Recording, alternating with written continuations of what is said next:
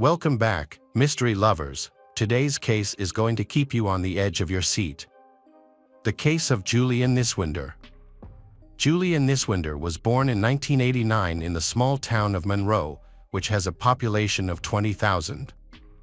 She has a twin sister named Jennifer. The girls were raised by their grandparents while their mother was building her personal life. Kim had given birth to them at 15, claiming she was raped at 14 by a guy she barely knew. However, relatives say he was someone familiar and close to the family. Regardless, he avoided taking responsibility. After discovering her pregnancy, Kim decided she wasn't ready to be a mother and entrusted her daughters to her parents. The grandparents became their official guardians and raised them as their own children. When the children grew up, their mother remarried Jim, who worked in the cleaning business, and they had another daughter. By then, Jennifer was already attending school and living with her mother. While Julia spent a lot of time with her grandparents on her mother's side. In high school, things changed. According to her mother, Julia became defiant and uncontrollable, often arguing with her twin sister, Jennifer. Eventually, their mother grew tired of the constant fights between the daughters. Their house was small, with only 2 bedrooms and a living room, so she couldn't give the older daughters separate rooms. As a result, she decided to send Julia to live with her grandparents again. Julia was happy to return to grandparents. She lived there for a while, and her grandparents indulged her and were very affectionate toward her. At that time, Julia became very concerned about her appearance and tried to lose weight. She followed strict diets, restricted herself in almost everything, and ate very little. Her grandma was worried about her, but Julia assured her that she was fine. At 19 years old, Julia needed to make her own life decisions. She enrolled at Eastern Michigan University in the journalism faculty and continued living with her grandmother.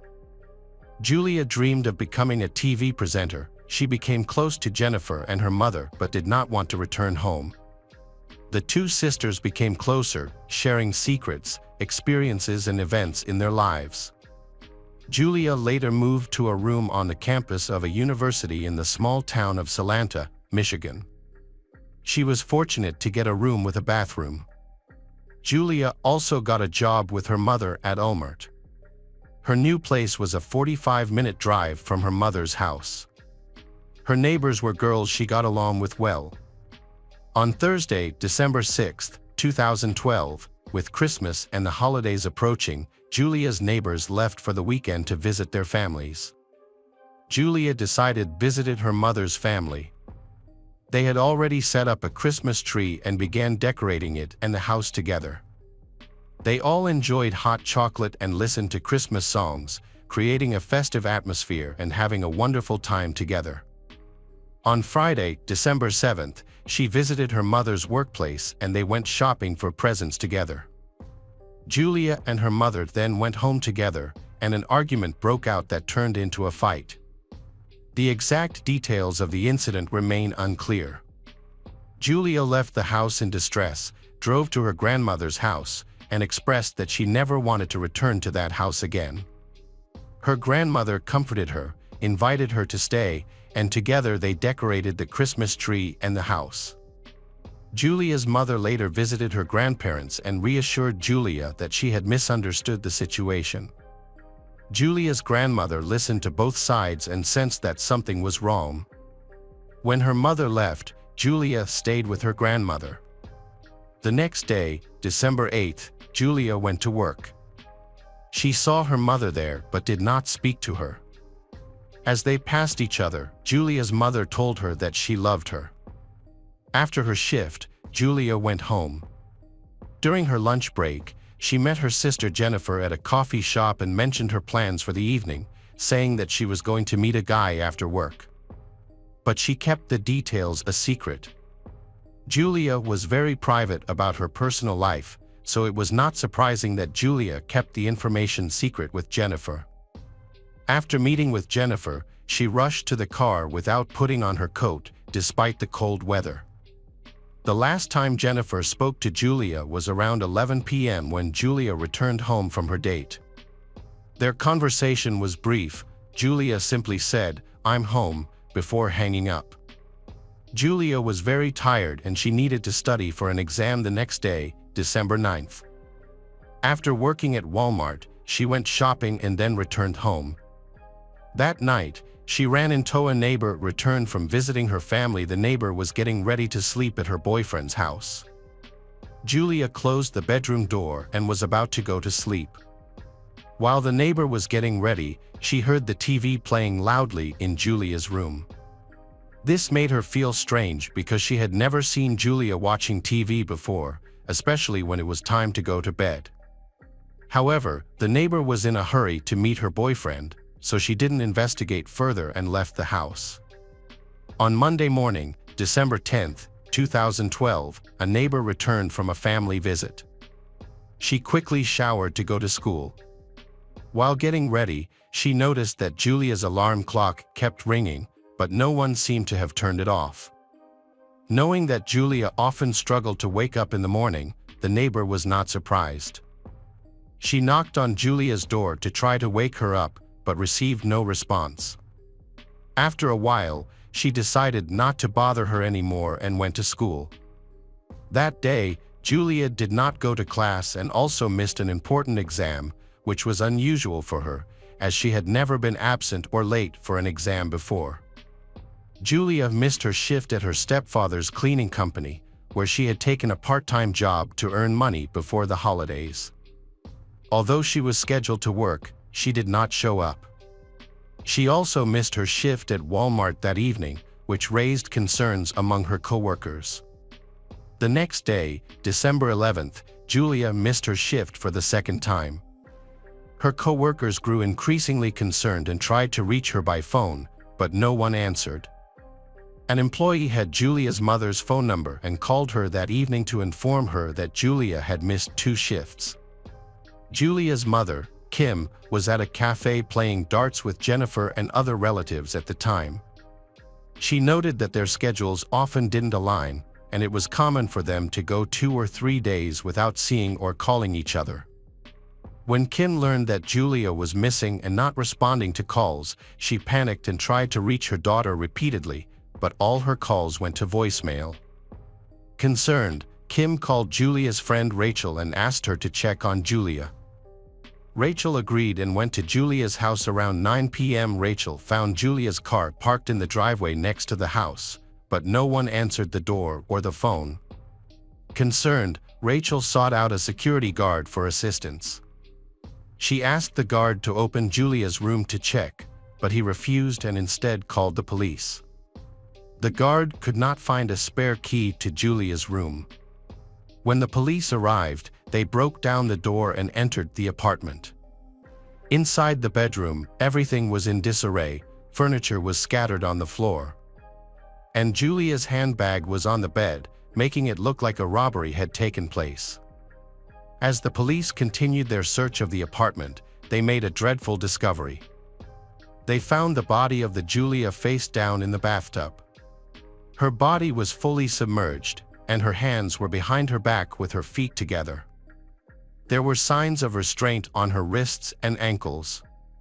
A phone was also found underwater beneath her body. Julia's torn clothes were on the bathroom floor, and it was evident that the fabric had been cut with a knife. After examining her, the police concluded that her body had likely been in the water for 2 days and was in a state of advanced decomposition. The knife and rope used to tie up Julia were not found anywhere in the apartment. All of Julia's valuables, including her wallet with cash, laptop, and car keys, were still on the table, and the wrapped Christmas presents were untouched. The only items missing were the pillowcase and the keys to Julia's room, which led investigators to rule out the possibility of a robbery. Rachel learned the tragic news from the police and immediately informed Julia's mother about her daughter's death. Kim and Jennifer quickly got into their car and drove to Julia's apartment. Despite the police cordon, the mother and sister approached the building to find out what had happened. They tried to enter the room but were stopped by the police. The family demanded answers about Julia, but no one would give them any information. They were distraught and pressed the police for information, but the police only confirmed that Julia was dead. Police took Julia's family to the station along with her neighbors for questioning. Julia's neighbors said they generally got along with her, although they had had a conflict in the past. They had resolved their differences and had not had any problems since. The neighbors said they were not home when the murder occurred and provided a confirmed alibi, clearing them of any suspicion. Forensic experts examined the crime scene and found no signs of forced entry. All windows and doors were locked. Julia's room was on the first floor, leading police to speculate that she may have opened the door herself and that the attacker was likely someone she knew. At the crime scene, police discovered bloody rubber gloves, male biological fluids, and 3 DNA samples on the gloves. The evidence was analyzed, revealing that one DNA sample belonged to Julia, while the other 2 came from an unidentified male. One of the samples was too decomposed to be identifiable, and there was no record of the second male DNA sample in the police database. Notably, the biological fluids belonged to a man who had had a vasectomy, suggesting that he was not a father. This led police to conclude that the suspect was likely an older man rather than a younger one, as vasectomies are not typically performed at a young age. As a result, police focused their search on adult men who knew Julia. An autopsy revealed that Julia died from strangulation. She had been strangled before being thrown into the water.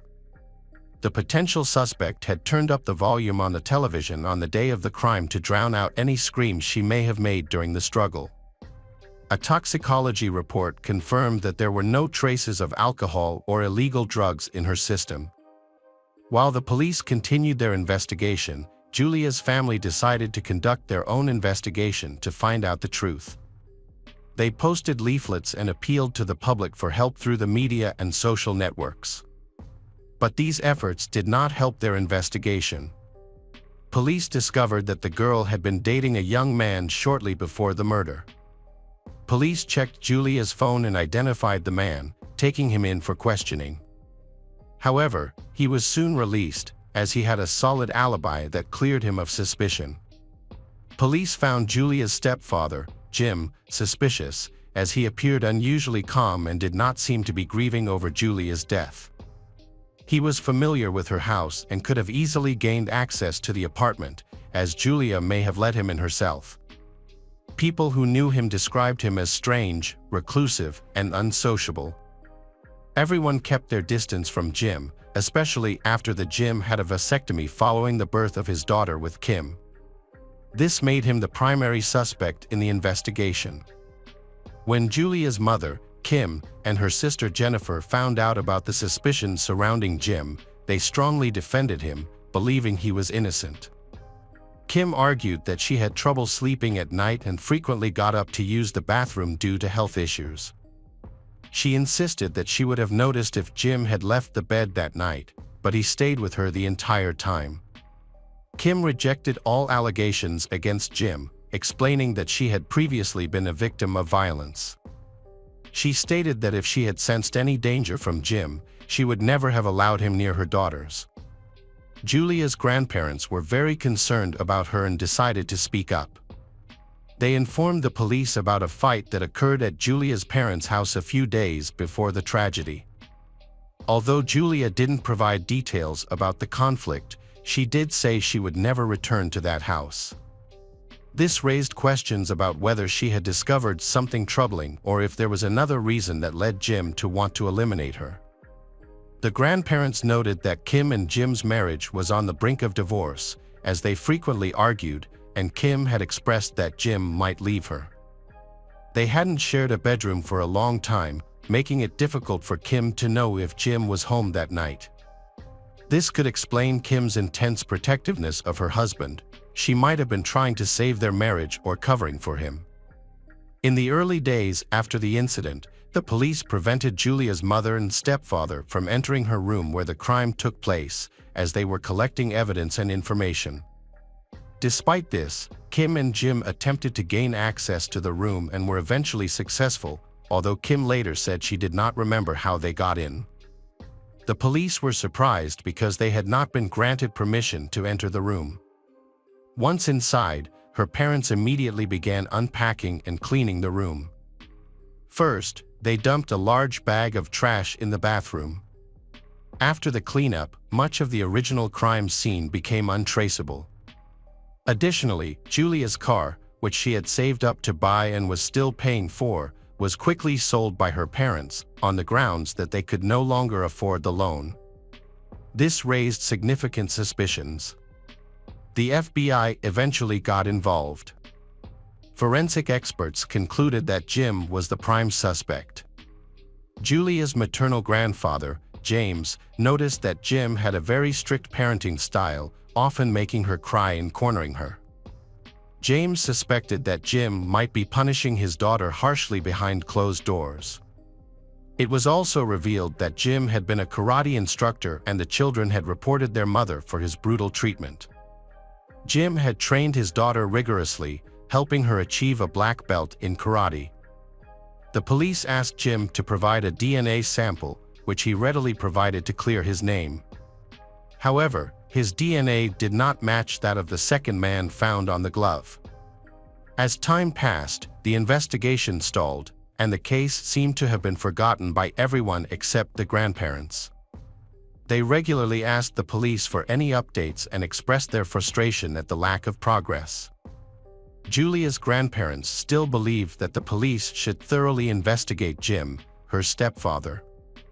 James suspected that Jim may have taken latex gloves from a cleaner at work to frame someone else while concealing his own involvement. However, this theory was never pursued further. It left many unanswered questions, such as whose DNA was on the damaged glove. It raised the possibility that there could have been two criminals involved. They asked Jim to take a lie detector test, which he passed twice, but Julia's grandfather remained skeptical. He still believed that Jim was somehow involved in Julia's murder. James' persistent attempts to communicate with the police about the investigation led them to stop contacting him. This decision upset only Julia's mother. Living in Florida, James was unable to visit the police in person, which resulted in him losing access to important information and feeling powerless. His daughter Kim and granddaughters, Jennifer and Madison, wrote to James to say he was no longer part of their family, which hurt him deeply. One of Julia's friends informed the police that Julia had reported harassment from her stepfather, who referred to Julia as his girlfriend, causing her fear. This suggested a possible sexual motive for the murder, prompting the police to seek a search warrant for Jim's home. During the search of his laptop, they discovered numerous explicit photos of minors. Jim was arrested due to these photos. At first, he claimed he was innocent, insisting that he did not know where the photos came from and that he was being framed. Later, he conceded that the photos might belong to him but insisted he was unaware that the subjects were minors. He maintained his innocence and was found not guilty because the prosecution failed to prove that the photos showed minors.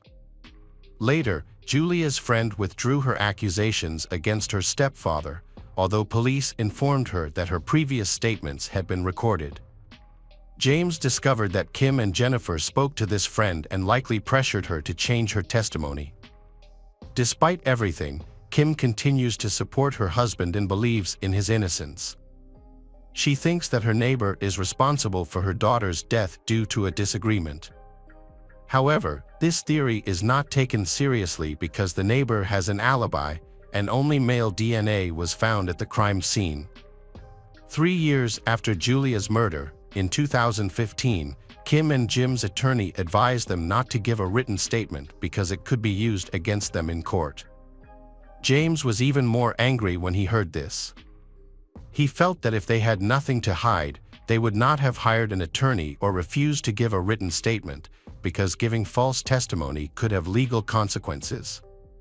By insisting on giving a statement, they avoided potential liability. It was later discovered that the police had overlooked a crucial piece of evidence. It was the bathtub rug that might contain the criminal's DNA. This information emerged when new police took over the case. They reviewed all the documents and paid special attention to this rug. However, the police could not find it. Julia's mother allowed them to search among Julia's belongings, which she had taken from Julia's room and stored in a storage room, but the rug was not among them. Its disappearance is a mystery. Only Julia's family had access to the storage facility. Julia's grandfather suspected that her mother and stepfather had thrown the rug away while cleaning the bathroom, along with the trash. The stepfather's mother and Julia's twin sister both insist that there was no argument in their home a few days before Julia's murder. They described the gathering as warm and friendly, with no disagreements. The James is determined to seek justice for Julia. He has thoroughly researched DNA and discovered that technology has made significant advancements in the past decade, allowing for the analysis of damaged or weak DNA samples. He is puzzled by the police's disregard for his requests and suggestions, as they appear reluctant to pursue the case. Julia's mother, Kim, has divorced Jim, but they remain on good terms and maintain communication. She continues to support Jim's innocence and views him as the decent person. As a result, there have been no arrests in the case, and the perpetrator remains unpunished. Hello friends, welcome to our channel. Today we're going to take a look at another horrible case with you. The case of Lisa Valdez. Lisa Valdez was born on September 6, 1961, in San Francisco, California. She has an older brother, and to a loving mother. Although her father was absent from their lives, but Lisa and her mother shared an exceptionally close bond, rarely arguing. Those who knew them admired the harmony in their relationship. During her teenage years, Lisa developed a passion for dancing. She also became interested in IT, which was a relatively new field at the time. Notably, she was an early user of email, using it before many of her friends knew of its existence. This interest significantly influenced her future career path. Following college, Lisa got a job as a software analyst in San Francisco. Her mother later used her savings to purchase a small studio apartment for Lisa in a prestigious neighborhood, which offered a stunning city view. Living alone, Lisa advanced in her career, prioritized family time, and continued dancing, attending weekly practice sessions with her best friend. On May 16, 1998, Lisa, who was 36 at the time, hosted an evening gathering with her mother and some family friends. After the guests departed, her mother helped with the dishes and then headed home. Before leaving, Lisa promised to call her mother the next day, but the call never came. Initially, Lisa's mother thought she was simply busy, especially since she had dance practice scheduled for that day. However, as the day progressed without any communication from Lisa, her mother began to worry. The following day, Lisa's mother tried calling her, but there was no answer. She continued attempting to reach Lisa, but her calls went unanswered. On Monday, the fourth day since they last spoke, Lisa's colleagues contacted her mother to express their concern that Lisa had not shown up for work and was not responding to their calls.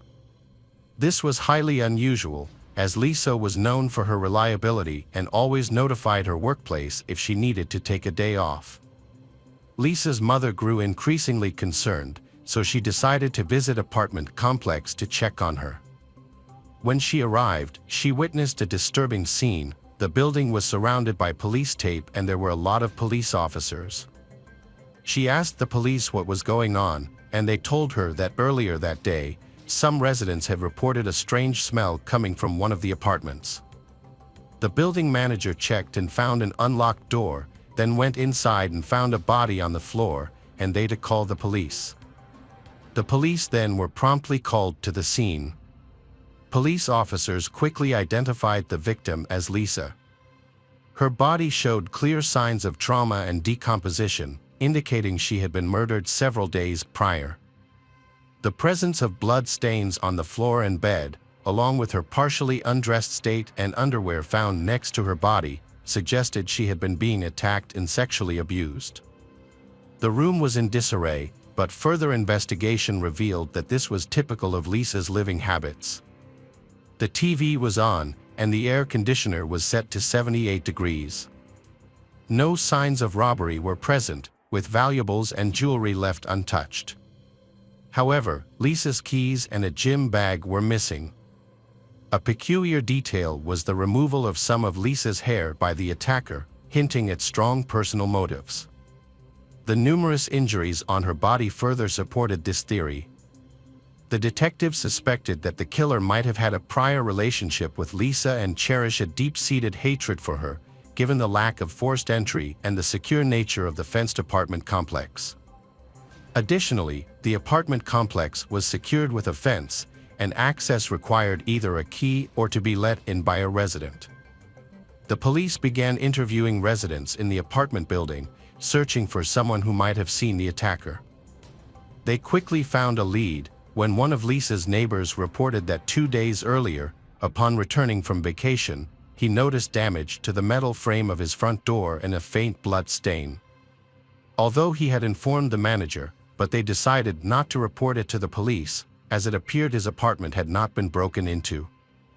Detectives believed the same person who killed Lisa was responsible for the damage to the neighbor's door. However, the motives behind these actions were unclear. One theory was that the killer tried to break into the neighbor's apartment, was caught by Lisa, and subsequently murdered her. Another theory suggested the attempted break-in might have occurred after Lisa's murder, which seemed unusual. Detectives speak with the housekeeper who cleaned Lisa's apartment weekly. 2 days before Lisa's body was found, the housekeeper attempted to enter the apartment, but found the door blocked from the inside. Through a crack in the door, she saw a partially undressed woman on the floor and heard a man's voice. Believing she was interrupting a private moment, she left immediately. Police suspected that Lisa was already dead at this time and the man's voice belonged to her killer, who was still inside the apartment. The housekeeper mentioned a suspicious detail, a black bag with a zipper near the body. However, she was uncertain since she only caught a glimpse. On the inside of Lisa's apartment door, an envelope with cash was taped, untouched.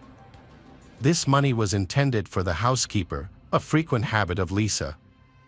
The fact that the envelope was still there suggests that Lisa was likely attacked after her mother departed, sometime between midnight and the early hours of the morning, which would have been when Lisa normally left the payment. Neighbors from the floor below corroborated these things. They reported hearing thuds and someone descending the stairs, although they didn't see the individual. As detectives searched Lisa's apartment, they discovered an unusual detail: the toilet seat was up, uncommon for a woman living alone. Forensic experts found a partial fingerprint that didn't match Lisa's. The police collected fingerprints from Lisa's acquaintances and relatives who may have visited her apartment, but none matched. This led detectives to believe that the fingerprint might belong to the killer. The medical experts completed their report, revealing new information about Lisa's case. Her body had over 20 stab wounds, but due to decomposition, it was unclear if she had been sexually assaulted. However, defensive wounds on her body suggested that Lisa had attempted to fight off her attacker. Furthermore, skin particles were found under her nails, which were likely from the killer, and were sent to the lab for analysis.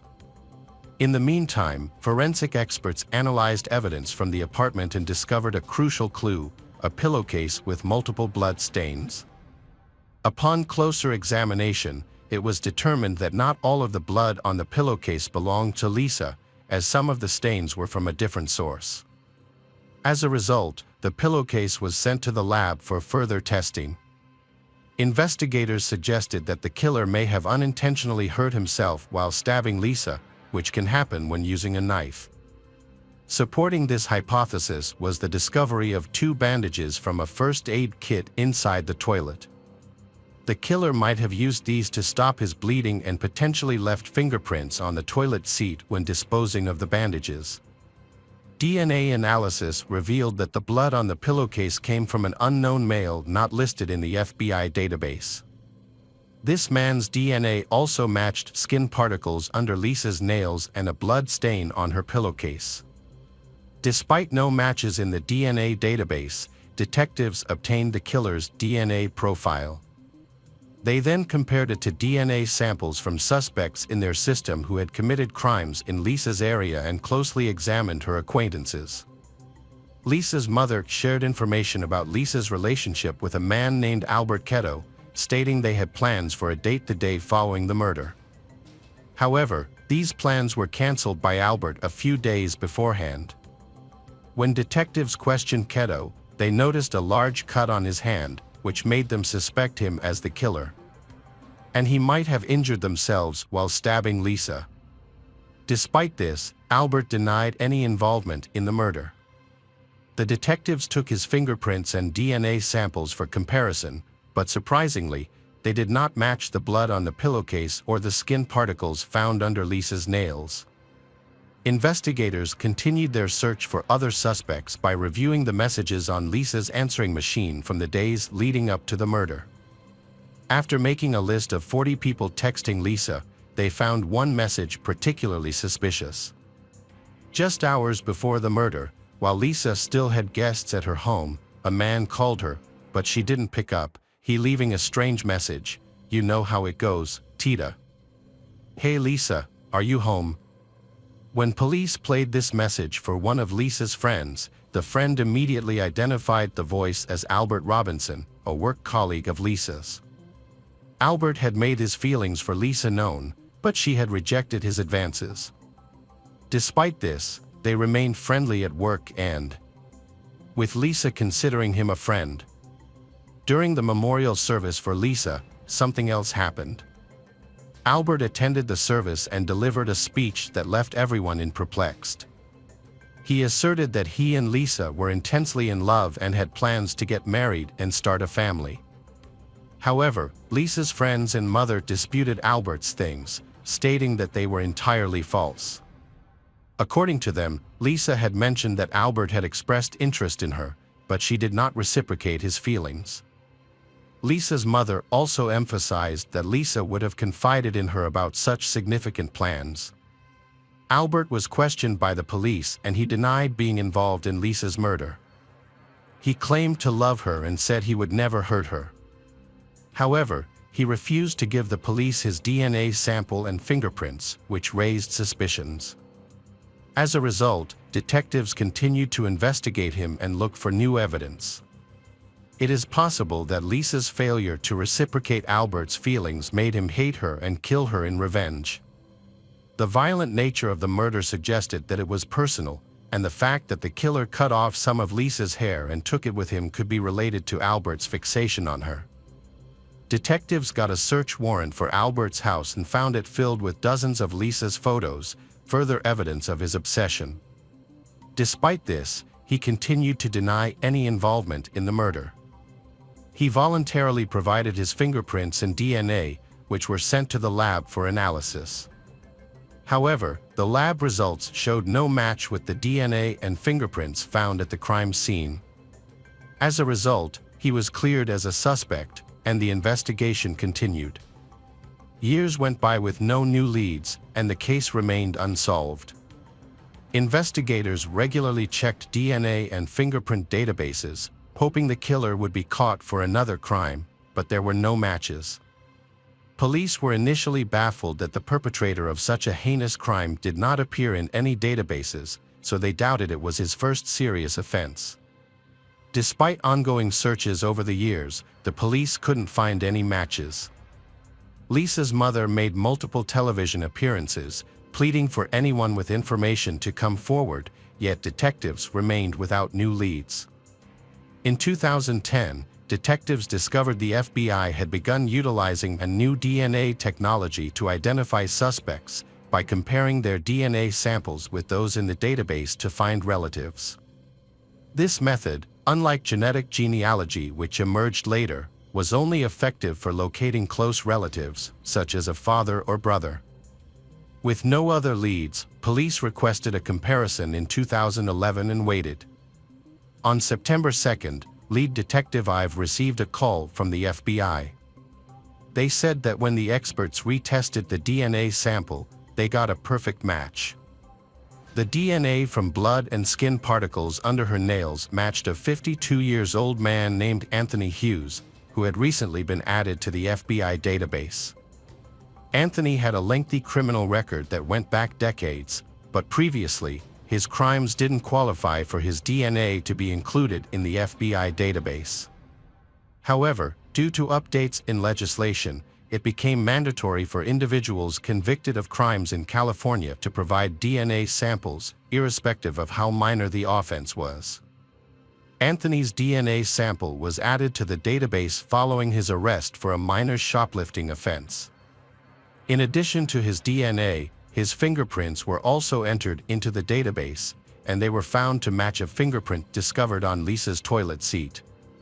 Specialists were even able to pinpoint which specific finger left the print with relative ease.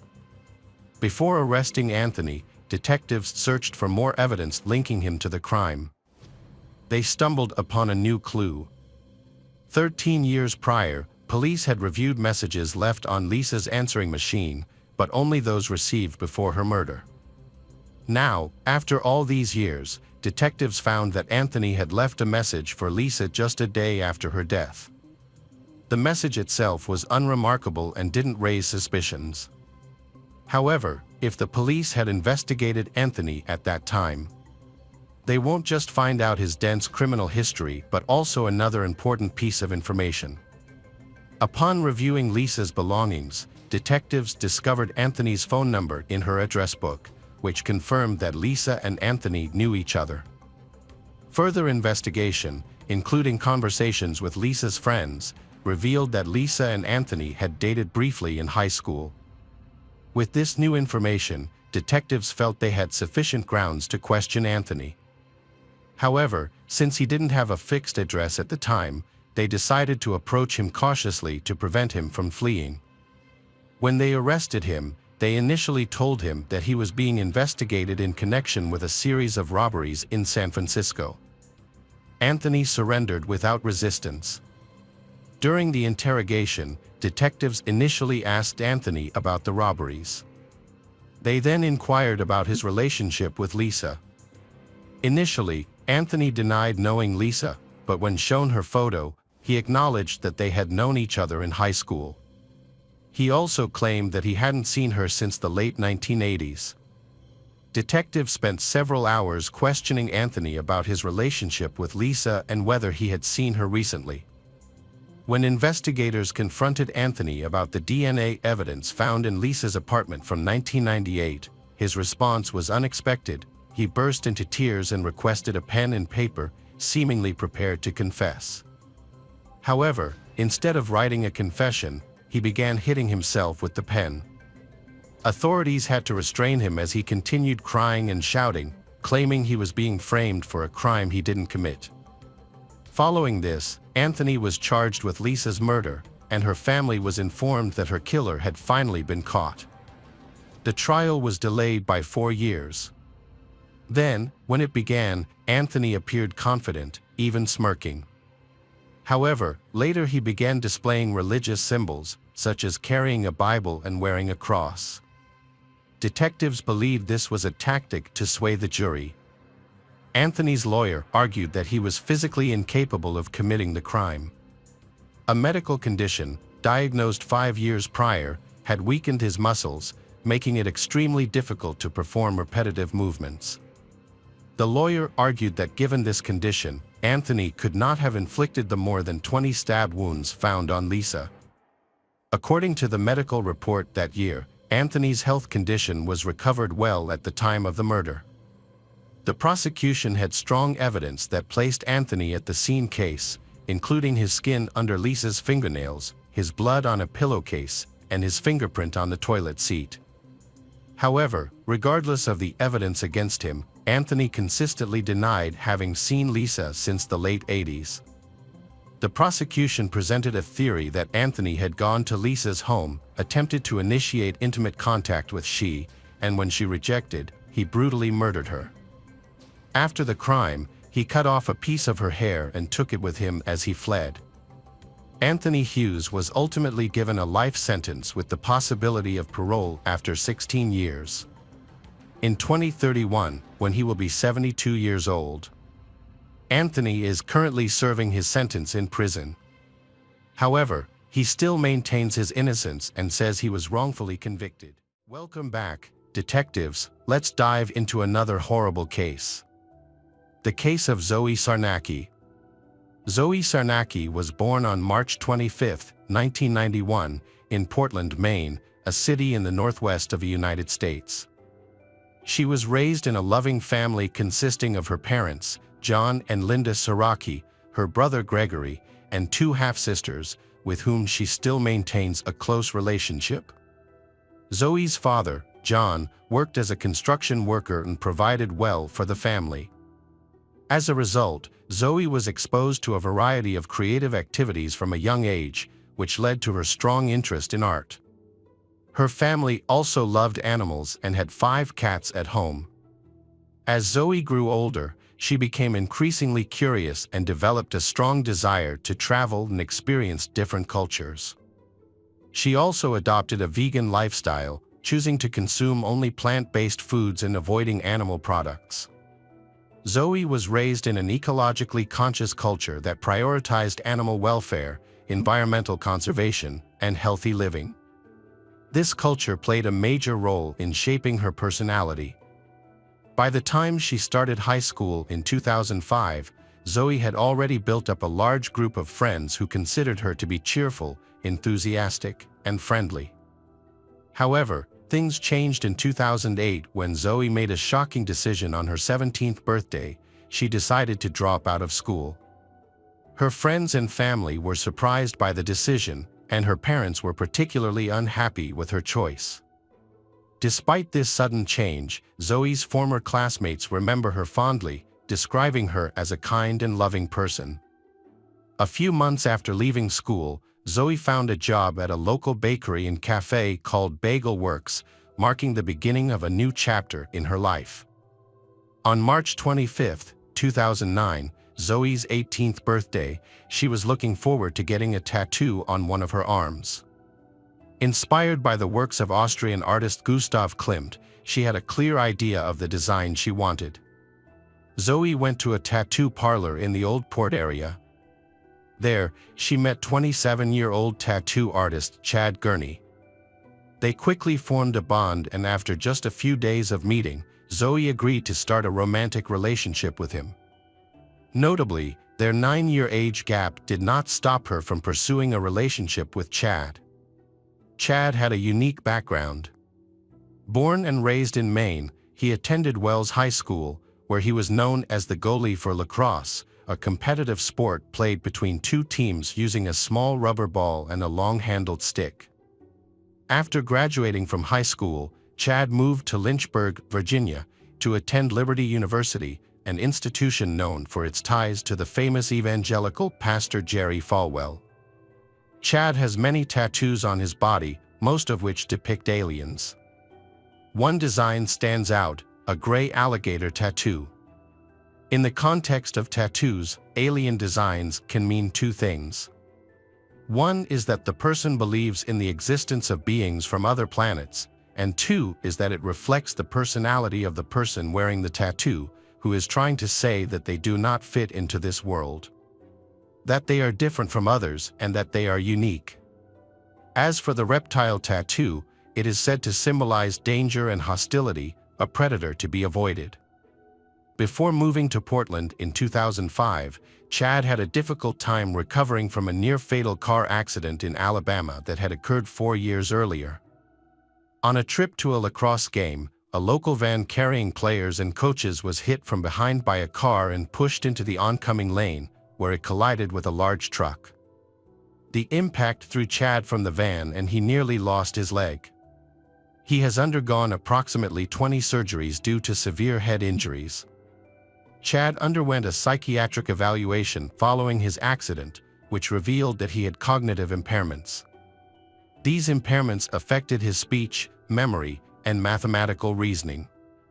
After the accident, Chad received a large settlement from a lawsuit, allowing him to become financially independent.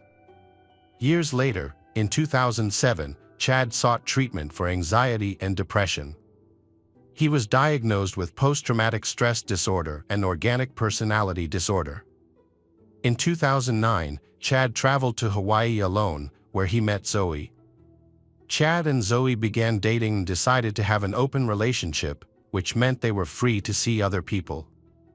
After starting their relationship, Chad continued to travel. In May 2009, he took a weekend trip to Vancouver, a city in Canada. When Chad returned to Portland, Zoe confessed to him remorsefully that while he was away, she had had an affair with another man and had sex with him. At first, Chad did not seem to mind the affair, as they had previously agreed to maintain an open relationship. However, after this confession, Chad changed and began to insist that Zoe quit her job and go with him to Thailand. Zoe refused him, not knowing the devastating consequences that would follow. On May 25, 2009, Zoe came to Chad's apartment and took a nap because she was tired.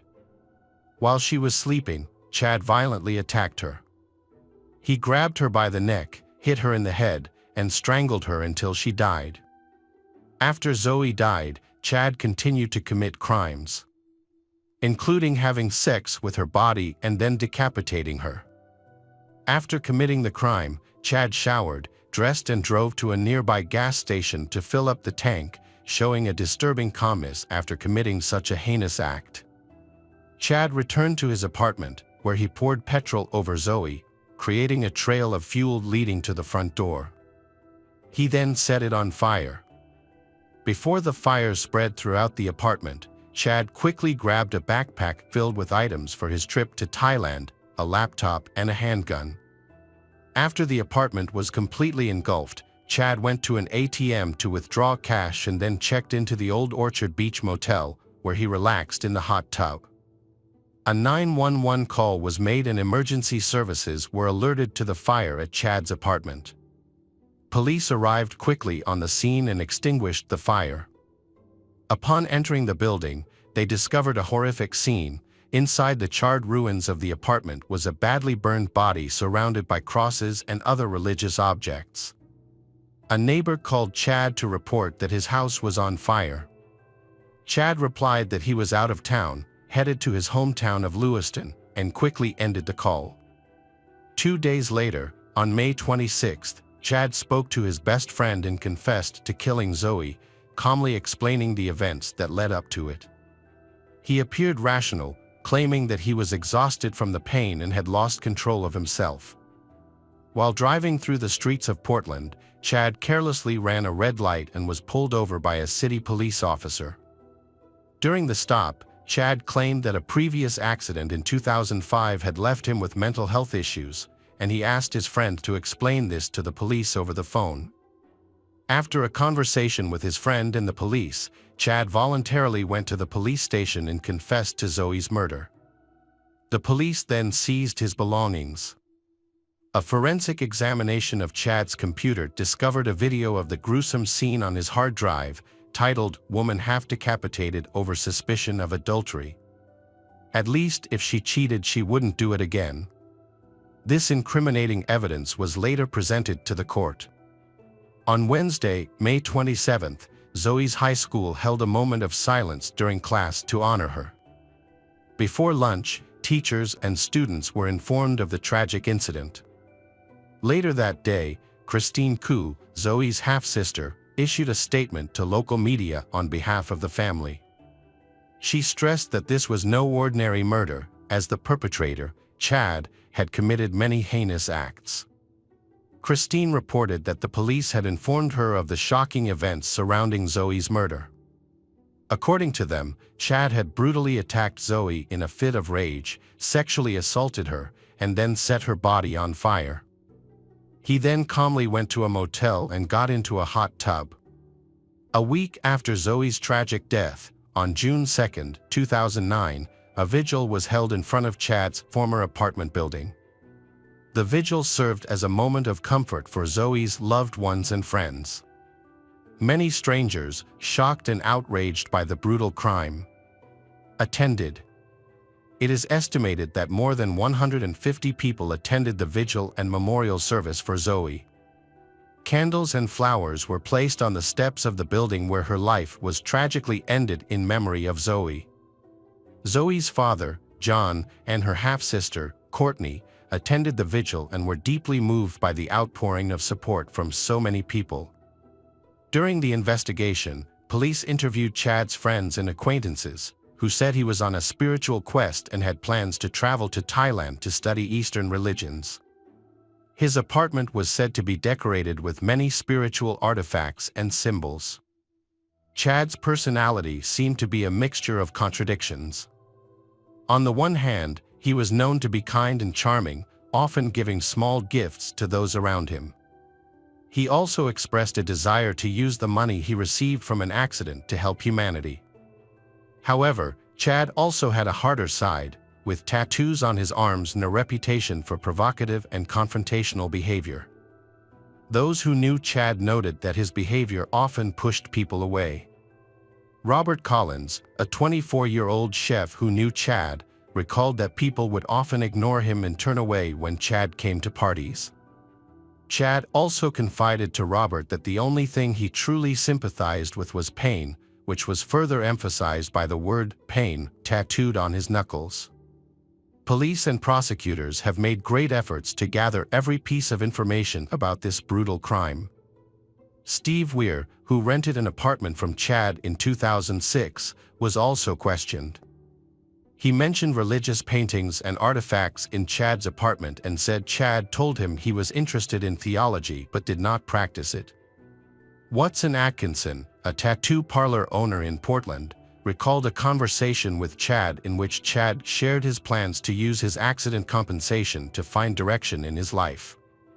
However, Watson's impression of Chad was disturbing because Chad seemed to focus on teenage girls, which worried him so much that he forbade his 16-year-old daughter from communicating with Chad, and also repeatedly warned Zoe to stay away from him. An investigation into Chad's background revealed his medical history and mental health diagnoses, but subsequent evaluations by multiple psychologists during his incarceration found no evidence of delusions or hallucinations. In conversations with professionals, Chad expressed strong emotions related to his perception of Zoe's infidelity, which he claimed had frustrated him. According to court documents, he claimed that he was fed up with all his girlfriend's infidelity. He began thinking about killing Zoe when she confessed her infidelity to him. As the trial began, a 127-minute tape of the police interview was played. The tape was recorded 12 hours after the crime and featured Chad speaking to Denham police. In the recording, Chad described his relationship with Zoe as extremely close, with Zoe sometimes staying at his apartment for up to a week. He denied any history of fighting between them and believed they were destined for each other. Chad also admitted to taking Zoe's life, describing her as the most beautiful girl he had ever met and feeling he had a responsibility to tell the truth about what had happened. During his conversation with the police, Chad remained calm and apologized frequently, breaking down in tears several times. He recounted the events of May 25, 2009, saying that Zoe was napping. Chad said that he approached her and began to strangle her, causing Zoe to defend herself and scream for him to stop. According to Chad, when Zoe resisted, he hit her in the head and continued to strangle her until she lost consciousness and stopped breathing. He then detailed the next terrifying actions he performed on her body. Chad revised his testimony, saying that he used 3 knives instead of a samurai sword. He described how he placed a cross between his legs and recounted his actions while Zoe's body burned in the apartment. Chad called himself a terrible person. When questioned about the beheading, Chad claimed that he was trying to turn Zoe's death into a ritual of forgiveness. Chad said he felt haunted on the day of the murder and that everything in his life seemed to have gone dark. He described himself as a primitive person, acting on instinct for hours, which led him to commit the heinous act. The recording of the interrogation, which became key evidence in Cumberland County Superior Court, was heard in its entirety by Judge Roland Cole during the first trial. It was revealed that Chad faced serious consequences, at least 25 years in prison, or possibly life in prison. However, if his mental disorder was recognized, he could be sent to a psychiatric facility in Austin. During the 2011 trial, it was determined that Chad had strangled the victim in a fit of rage. The question remains whether Chad would agree to this testimony, since he had waived his right to a jury trial. Prosecutors argued that Chad, a former Liberty University student and lacrosse champion, was fully aware of his actions. To support this claim, they presented testimony from a psychiatrist and a psychologist, both of whom agreed that Chad understood the gravity of his actions and decided to violently kill his girlfriend. Chad's defense team continued to emphasize his mental health struggles, arguing that he was out of control. On January 11, 2012, Chad's attorneys filed a motion with the Supreme Court to exclude from the case evidence found on Chad's personal computer at the time of his arrest. This evidence included a gruesome video in which he demonstrated how to decapitate an unfaithful woman. The defense argued that the video was inadmissible as evidence. Ultimately, nearly 3 years after the crime, Chad Gurney, then 30, was sentenced to 50 years in prison for the murder of Zoe Sarnacki and an additional 25 years for arson. The judge ruled that the sentences would run consecutively.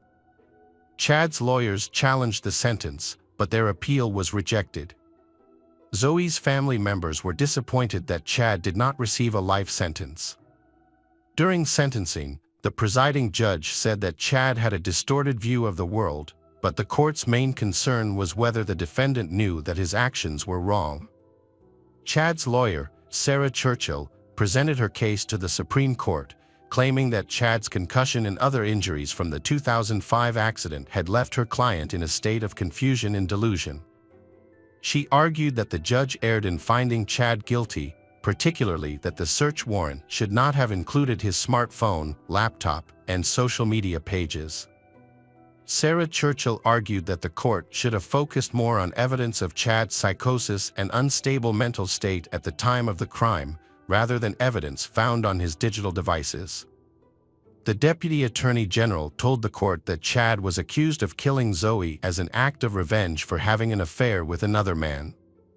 The Deputy Attorney General explained that a video appeared to show Chad sexually assaulting Zoe as punishment for an infidelity that he considered a betrayal. The Deputy Attorney General clarified that the prosecution did not use any information from social media to build its case against Chad. He argued that the evidence convincingly demonstrated that the defendant was fully aware of his actions at the time of the crime. After the verdict was announced, Kathy Kozev, Zoe's aunt, shared with reporters that throughout the trial she felt extremely distressed as she witnessed Chad's sight and voice, taking her back to the traumatic final moments of her niece's life. Hey detectives! Welcome back. We've got another mysterious case to explore. The case of Sarai Sierra. Sarai Sierra was born on November 9, 1979, in New York City to Puerto Rican parents who immigrated to the United States in 1973. Her father, Dennis, and mother, Bethany Jimenez, settled in Manhattan, where they raised their children, including Sarai, her brother, David, and her sister, Christina. Soon after moving, the couple joined the local Protestant community. They raised all of their children strictly, following the religious teachings of their chosen faith. Sarai's family regularly attended church together, socialized with other members of the religious community, and the children attended Sunday school. Growing up, Sarai had a strong, energetic, and creative personality. Unlike her younger sister Christina, who was quiet, obedient, and very modest. Sarai's family had strict rules that all members had to follow. These rules, which were applied to the daily routines of the family members, such as the daughters were not allowed to socialize with boys, and they had to be home by 9 p.m. All their friendships were controlled and the parents always knew where they were and with whom. Sarai's life revolved around her family, school and church, and her sphere of contact was limited to those places. For a young, active, sociable girl like Sarai, she felt trapped by the boundaries set by her parents, even though they thought they were doing the best for her. During her school years, Sarai planned to go to a teacher training college and become a teacher in the field of culture or art. However, as she neared graduation, her interests changed and she became fascinated with psychology, considering a career change to a field related to this new passion.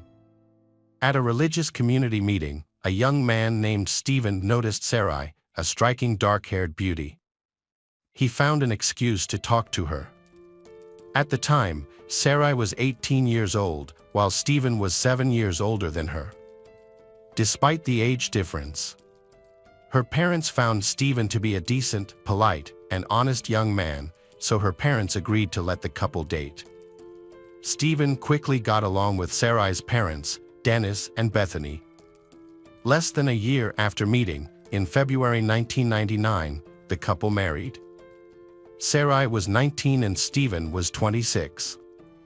It is possible that Sarai did not truly love him, but agreed to marry him for the purpose of moving out of her parents' home and freeing herself from such strict control. After the move, Stephen and Sarai settled in Michigan, where Stephen's parents lived. The change was especially important for Sarai, who had spent most of her life in New York. The new environment seemed to have a positive effect on her. She enjoyed decorating her new home, making new friends, and exploring the area. Sarai found work as a receptionist at a local dental office and was thinking about getting a college degree. Sarai soon became pregnant, giving birth to a boy and then a girl. As a result, her college plans were postponed. A few years later, the Sarai family of 4 decided to move again, this time to California, where they settled in the Silver Lake neighborhood of Los Angeles. Here, Stephen was offered a job, but the couple soon realized that the money he earned was not enough to live on. After consulting with each other, they decided to move back to New York. They found a small apartment to rent. At this time, the couple was having financial difficulties. Sarai remained at home to take care of the children, while her husband did many odd jobs to make a living. However, things began to stabilize when the children started going to school. Sarai got a job at an advertising agency. At the same time, Stephen found a stable job as a bus driver on one of the city's routes. Sarai put her studies on hold to raise her children. As her children grew older and her life became more stable at the age of 30, she returned to her long-cherished dream of pursuing an education. She decided to pursue a different field, choosing a degree in psychology at a local university. However, the boring classes began to bore Sarai. She decided to find herself in a different field, choosing a career that would inspire her and allow her to express herself. Since Sarai had always been creative, good at drawing and seeing beauty in everything, her artistic eye eventually led her to photography. To further hone her skills, she joined a prestigious photography community in New York. Her talent was quickly recognized as she demonstrated her ability to choose the perfect angle and create beautiful compositions. Her work was even praised by professionals for its creativity and vision. In early 2012, Sarai's colleagues advised her to create a social media page to showcase her work. She followed their advice and started posting her photos online. The response was overwhelming, with thousands of users subscribing to her profile and enthusiastically commenting on each new post. Within a few months, she became a real star, and her subscriber count continued to grow exponentially. The enthusiasm really overwhelmed Sarai. She felt that she could achieve much more and wanted to develop and improve in this direction. So she proposed to organize a group photography trip to look for beautiful and unusual locations in different parts of the world. She started by organizing short trips within the country, focusing on capturing iconic architectural landmarks and historical monuments through her lens. When her photos received significant attention and praise, she was motivated to continue. Next, Sarai wanted to travel to Istanbul, one of the most ancient and beautiful cities in the world, to document the city's historical sites. Sarai's decision to take a photography trip to the other side of the world surprised her family, especially her parents. Since she had never traveled abroad or been away from home for a long time, they were not very happy with the idea. However, Sarai was determined to carry out her plan and even arranged for her best friend, Magdalena, to come along. Her parents did not know that Sarai's family was going through a difficult time, as her relationship with her husband began to fall apart. It is possible that this difficult situation prompted Sarai's desire to take the trip. She wanted to change her surroundings and think about her family's difficulties. Sarai had lived in a strict framework for too long, and now she was eager to do what she wanted to do. At the same time, her husband Stephen's social media profile began posting cryptic statuses, reflecting on the value of marriage, love, and mutual respect in relationships. And there was a post where Stephen darkly hinted at Sarai's infidelity. But a few hours later, Stephen deleted the post, leaving unanswered questions behind. It was clear that he felt unhappy and unloved, and he tried to show it to everyone through his social media page. Sarai was also going through the same pain, but she kept it to herself, trying not to complain and focusing on her work. Sarai's long-awaited trip was coming up. But she received some disappointing news just before her departure. Her best friend Magdalena, who was supposed to accompany her, had to cancel the trip due to unforeseen work issues. Although Sarai was extremely upset, she had been looking forward to the trip for so long that she decided not to change her plans. Her family was worried about her traveling alone to a foreign country, but Sarai reassured them that everything would be fine. She promised to keep them updated by calling, writing, and sending photos every day. In addition, Sarai was also planning to visit Germany and Austria, where she had scheduled several commercial photography assignments. Her entire trip was literally scheduled by the hour, and she would not deviate from the plan. On January 7, 2013, Sarai traveled from New York to Istanbul. She had some cash with her, and she had carefully packed her belongings, which included a smartphone, a tablet, and a cheap DSLR camera with a professional lens. Upon arriving in Istanbul, she reported to her family that she had landed safely and was on her way to her pre-booked hotel, which was located in a less popular part of the city. Due to budget constraints, the hotel was located in a remote neighborhood that locals considered unsafe. After dropping off her luggage and changing into her travel clothes, she headed to the nearest metro station, eager to explore the historic city center. Sarai spent her days in Istanbul sightseeing and capturing the beauty of the city through photography. Every evening, she would video call her parents and husband, sharing stories about her experiences and plans for the next day. She also spent time processing the photos and sharing them on social media. Unknown to her family, Sarai met a young man named Tylan on social media in 2012. Over the course of several months, they corresponded and became very close. It was Tylan who convinced her to fly to Istanbul. As a native of Istanbul, Tylan was the ideal guide, showing Sarai around interesting places. Sarai trusted Tylan completely, and they spent many days together exploring the city. After a week in Istanbul, Sarai traveled to several European countries, where she arranged several commercial photo shoots. Here, Sarai saved money on hotel rooms, as she was welcomed by fans who had subscribed to her social media accounts and had been following her work for a long time. Offered to let her stay. And her fan was a young man in Austria, who met her at the airport in Vienna. He was a few years older than Sarai and shared her passion for photography, admired her work and wanted to meet her in person. Sarai's trip went smoothly. She visited all the planned destinations and met everyone she had arranged to meet. On the third day, she arrived in Berlin, where she was greeted at the airport by fans who took her on a tour of the city. After completing her assignment in Germany, Sarai returned to the airport and flew back to Istanbul, planning to stay there for 2 more days before returning home. Upon arriving in Istanbul, she met Taylan and they spent the day exploring the city together. They ended the evening at a popular local bar, and after midnight, Taylan took Sarai back to her hotel, where they said their goodbyes. On January 21, 2013, Sarai was scheduled to return home to New York after her photography trip. Before leaving, she informed her parents and husband of her flight details. Since this was the longest trip she had ever taken away from home, everyone was relieved that the trip was coming to an end. However, before returning, Sarai decided to take a last walk around the city and take some more beautiful photos to show everyone. At the appointed time, Sarai Dennis, father, arrived at the airport to pick up his daughter because her husband was at work and could not come. He arrived early to avoid any possible traffic jams. However, after the plane landed and all the passengers had disembarked, Sarai disappeared without a trace.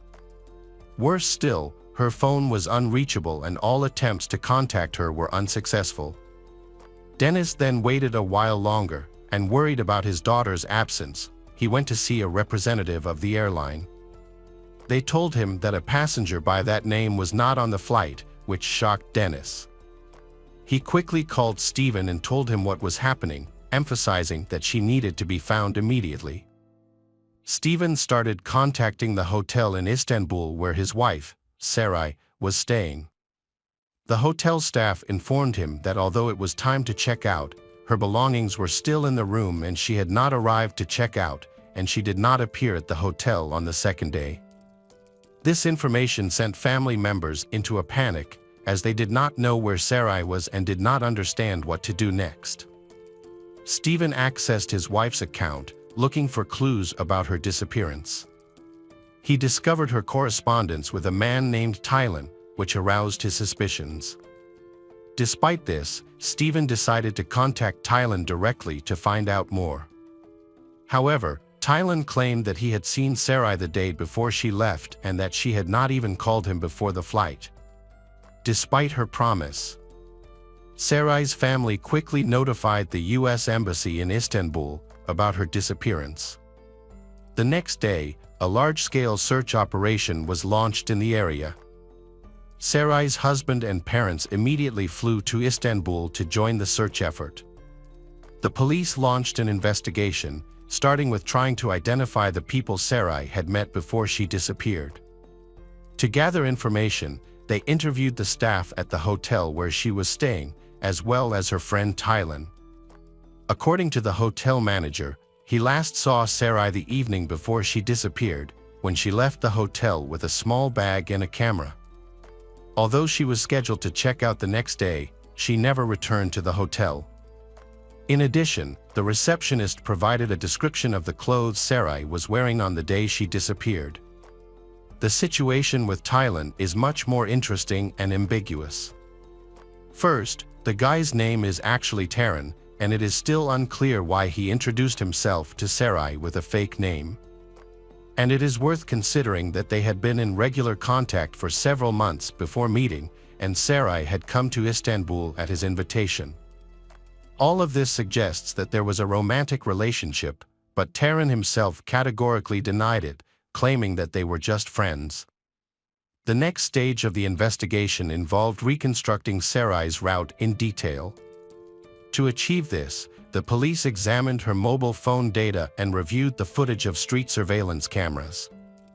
They discovered that Sarai took the metro to Sultanahmet district and then to the Cape between the Bosphorus Strait and the Golden Horn Bay, followed by a trip to Eminönü Bazaar. However, she got lost in the crowd of tourists at the bazaar. The police continued to track her route and discovered that she had boarded the metro again, intending to visit the Sarıyer Walls. Unfortunately, she disappeared from the camera's view again. Police decided to investigate the area around the Sarıyer Wall, questioning locals and searching the area in the hope of finding any witnesses who might have seen a woman holding a camera. After an extensive search, they found the body of a young woman near the ancient Constantinople wall. The body was hidden under a dirty, old blanket, making it less noticeable. Police believe the blanket was used to transport Sierra to the location. There was no clothing on the lower part of the body. An autopsy found that Sarai died from severe head trauma caused by a heavy, blunt object. Her body also showed signs of trauma, including hematoma and 2 broken ribs. There were also several hematomas on her body and several broken ribs. Pathologists also found epithelial granules and blood under Sarai's fingernails, indicating that she had defended herself and scratched at the attacker. An examination found that the attacker had taken her handbag, phone, and camera, but they left behind valuables such as her gold earrings, wedding ring, and expensive watch. A review of local camera footage showed a young woman resembling Sarai filming with her phone. A man then approached her, punched and pushed her, and both disappeared from view of the camera.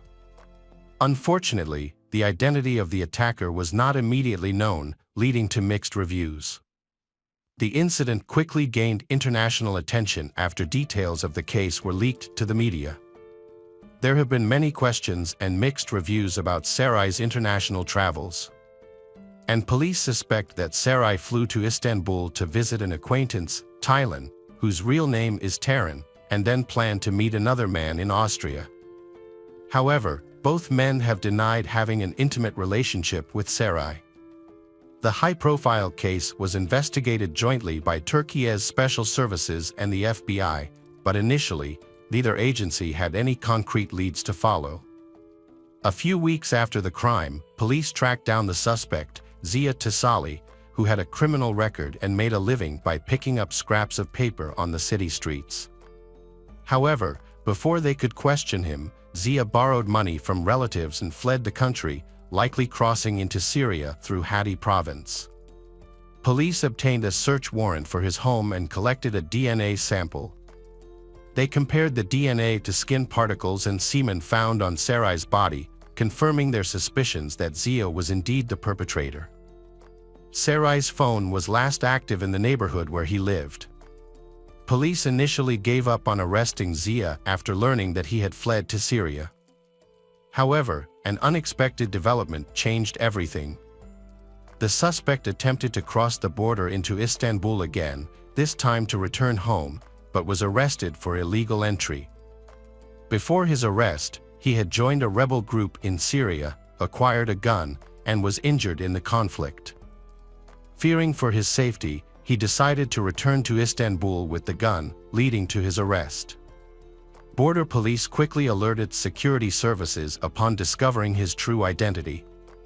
During questioning, Zia Tasali gave a statement.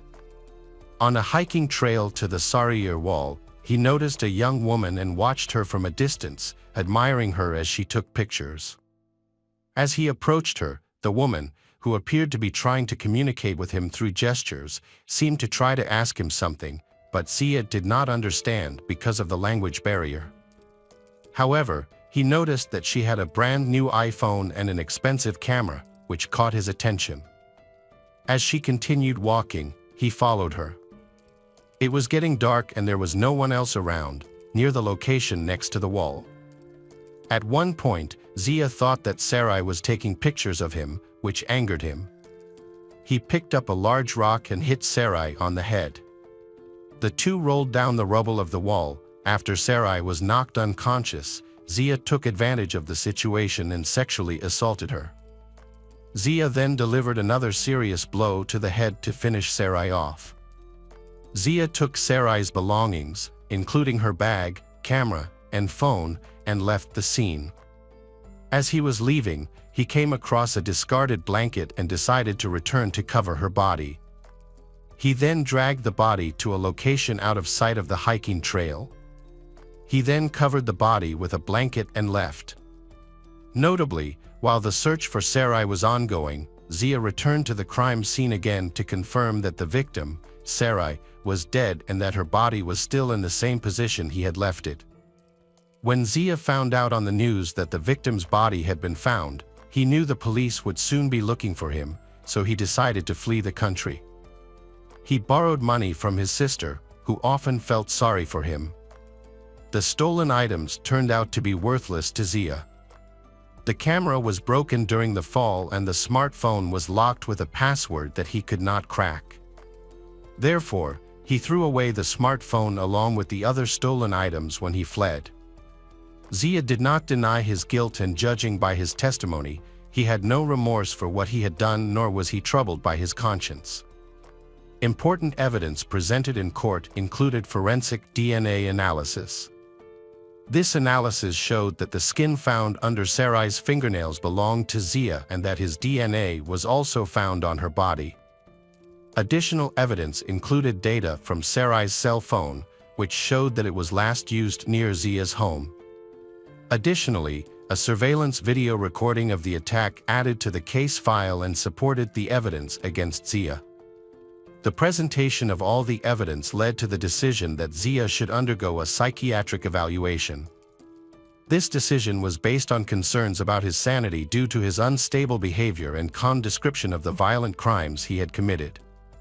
The experts ultimately concluded that Zia was sane and fully aware of his actions at the time of the attack. In 2014, Judge Ely made the final decision in the case. Zia Tesali was convicted on all counts and sentenced to life in prison.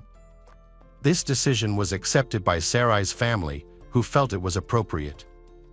After a thorough autopsy, Sarai's body was returned to New York for burial.